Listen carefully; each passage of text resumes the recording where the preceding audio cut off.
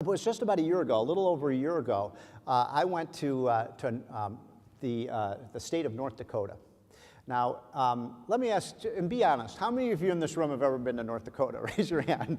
About half of you have. I had been to every continental state in the United States, but I had never been to North Dakota before. So in the middle of February last year, I went to North Dakota, which, by the way, it is damn cold in the middle of February in North Dakota. You don't want to go there in February. And so I went to this little town of Williston, North Dakota. And Williston, North Dakota is a very interesting place because Williston, North Dakota sits atop of something called the Bakken Shale.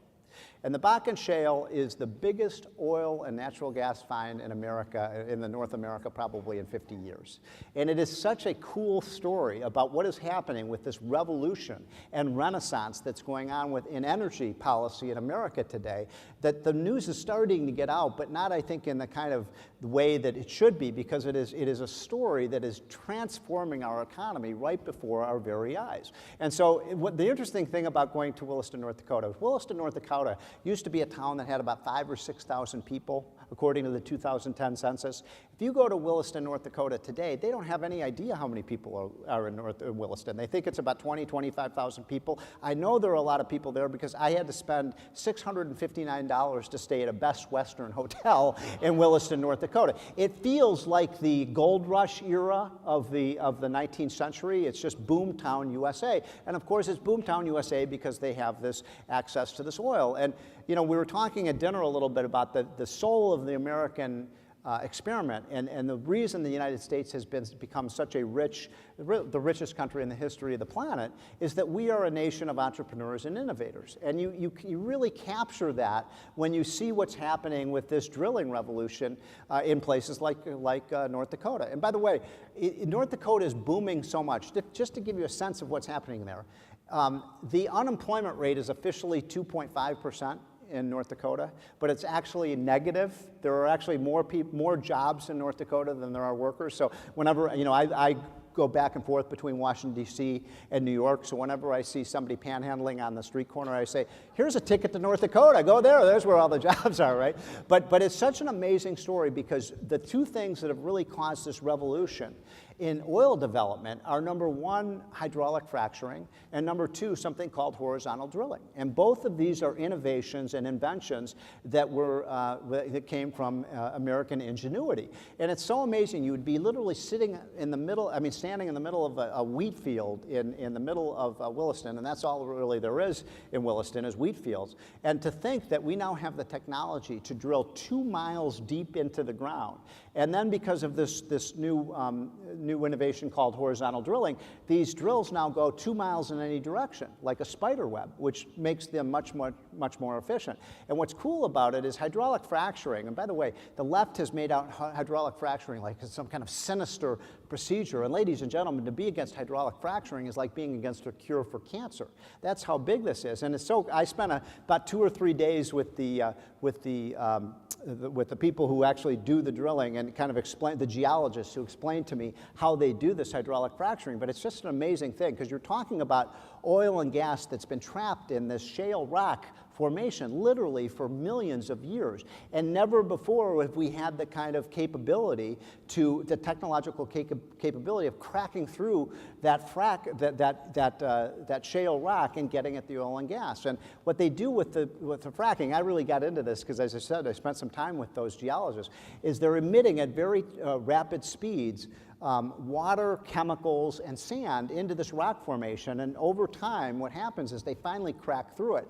And once they crack through that shale rock, the oil and gas that's been trapped there for millions of years, it's almost literally like taking a champagne bottle and shaking it up and taking the cork off it. All that oil and gas just naturally seeps to the top of the oil rigs. And so it's an amazing story, and the reason that I'm spending some time telling you about it is that, ladies and gentlemen, because of these American technologies, there is more oil in North Dakota than there is in Saudi Arabia.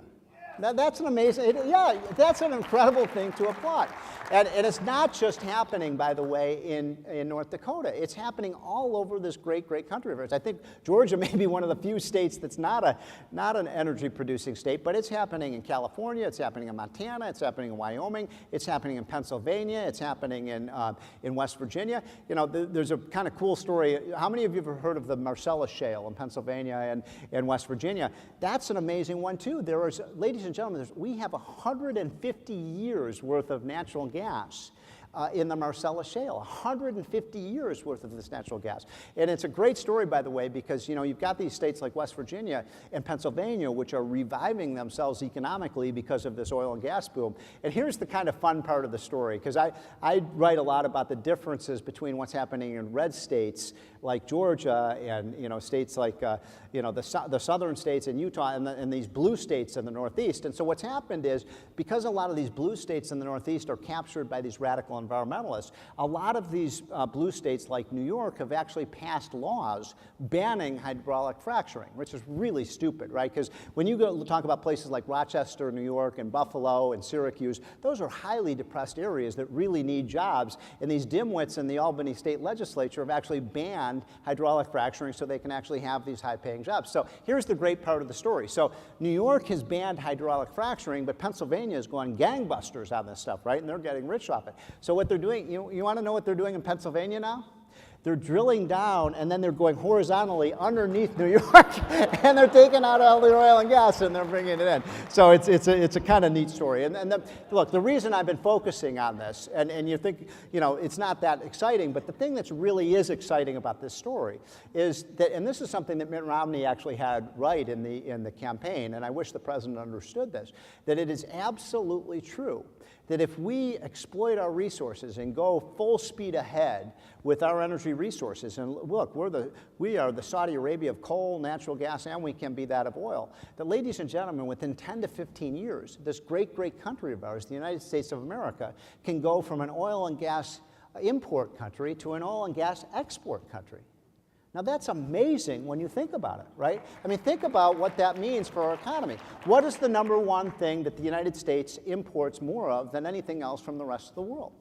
Oil. Right? We spend about $300 billion a year as a nation importing this oil from, you know, oftentimes from countries that are not necessarily friendly to the United States, by the way. Venezuela, Saudi Arabia, Iran. Those are countries that, let's face it, they don't have America's best interest at stake. And we're spending all of this money to those countries. Imagine what it means for our economy if we're actually producing this stuff and we're exporting it, not importing it. And by the way, it has huge implications for not just the oil and gas industry. It has huge implications for the competitiveness of all American industries, because energy is a fundamental input in everything that we produce in this country. So think of what it means for our trucking industry and transportation industry. Think of what it means for our manufacturing industries. And I talked to several of you who are in the manufacturing business and industry here in Georgia, and I asked you how things are doing. I spoke to several gentlemen and ladies, and they said, look, the business is good. We're really seeing a revival in manufacturing. And one of the reasons for that, ladies and gentlemen, that we're going to see America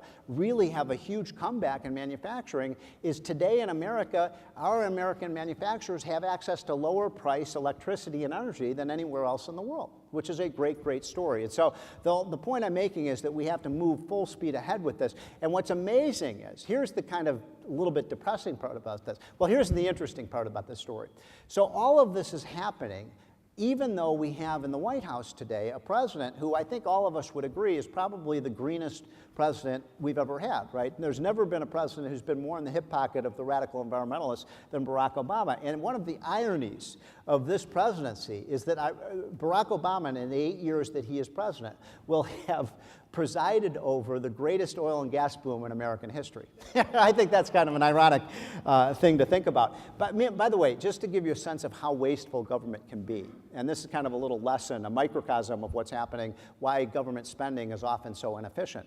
If you look, while this oil and gas boom has been going on in America, meanwhile, in Washington, where I live, we have spent $25 billion with a B in the last 5 years, and I know Georgia Policy Foundation is a nonpartisan organization, so this happened in the last couple of years under the Bush administration and the first 4 years under the Obama administration. We spent $25 billion subsidizing wind energy and solar energy, right? The renewable green energy. Now, here's the most amazing thing about that $25 billion investment. Anybody in this room want to take a guess, after spending $25 billion on wind and solar subsidies, what percentage of our electricity in America today comes from wind and solar power? 2.4%. 2.4%. So even if all these green subsidy programs turn out to be a huge, huge success over the next 10 years, let's say, I don't think this is possible, but let's say that they're able to quadruple the amount of energy that we get from wind and solar power. I don't think that's possible, but let's say they do it. Beyond our wildest imagination, we quadruple the amount of electricity production we get from wind and solar. That still brings us to 10%. Mr. President, where are we going to get the other 90%? And that's, I think, one of the kind of questions we should be asking.